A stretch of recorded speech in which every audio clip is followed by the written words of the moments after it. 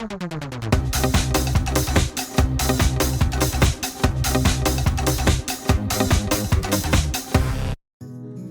to It's Good to Be Smart. I'm your host, Dr. Dave Mulder.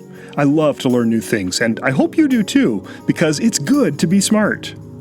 In this episode, we're traveling back, like 2,600 years back, to ancient Greece to meet someone you've probably never heard of, but who helped launch something we all depend on every day, science itself.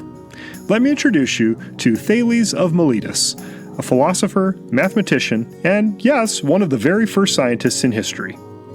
Let's set the scene. You live in ancient times. You see the sun rise, cross the sky, and disappear. Sometimes it rains. Sometimes it doesn't. Sometimes lightning strikes. One day, the moon starts to cover the sun and it gets dark in the middle of the day. People are scared. Why? Because no one knows what's going on. The usual explanation? The gods must be angry. Maybe Zeus is throwing a temper tantrum. Maybe Apollo blinked. Maybe a giant monster is eating the sun. In Thales' time, most people explain the world through myths, creative stories about gods and spirits and magical creatures. And to be fair, it kind of made sense at the time. Myths helped people feel like they understood something, even if they didn't really understand it. But Thales? He had a different idea. He asked, what if the world is actually understandable? Not because of magic, but because of patterns. And even more importantly, what if we can observe those patterns and use evidence to explain them?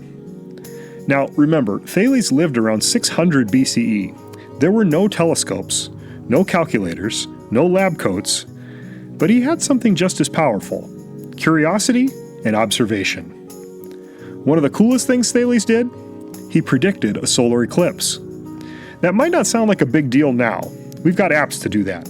But back then, eclipses were terrifying and mysterious, and people thought they were omens from the gods.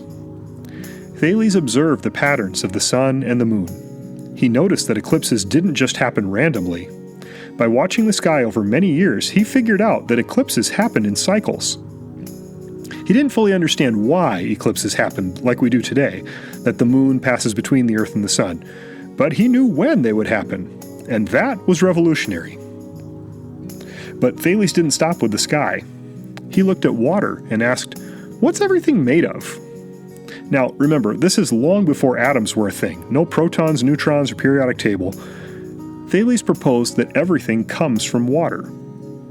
Why water? Well, water could change form.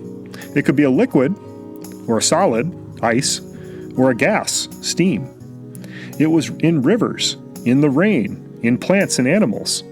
He thought water might be the fundamental building block of all matter. Was he right? Well, not really. But here's the important part. He wasn't guessing based on myths. He was observing, thinking, and trying to explain the world with reason and evidence. And that's the start of something amazing: science as a way of thinking. We now know that science is a process. It's about asking questions, making observations, forming hypotheses, testing them, and sharing what we find out. That's what we call the scientific method. And while Thales didn't have that exact system, he had the spirit of it.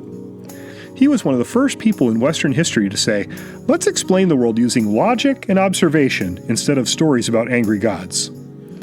And here's where it gets really cool.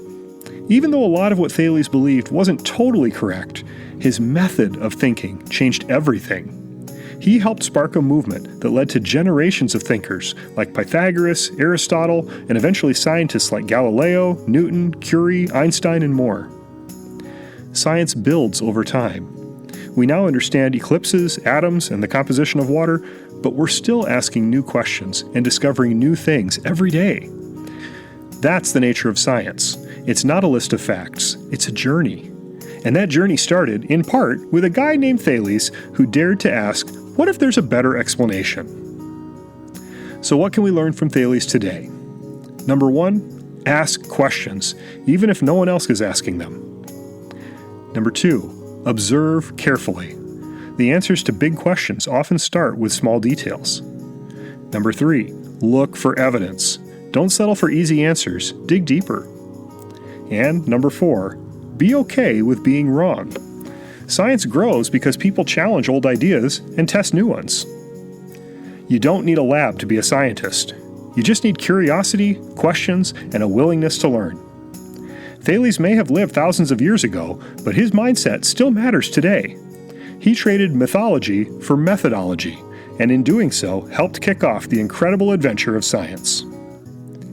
Thanks for joining me for this episode, and nice work leveling up your brain power today.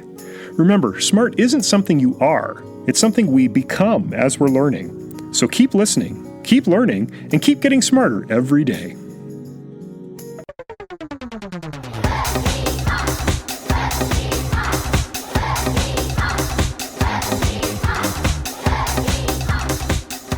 It's Good to Be Smart is created and produced by me, Dr. Dave Mulder, with the support of the National Science Foundation through the Robert Noyce Teacher Scholarship Program.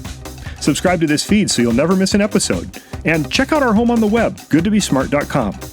Until next time, keep asking questions, stay curious, and keep learning, because it's good to be smart.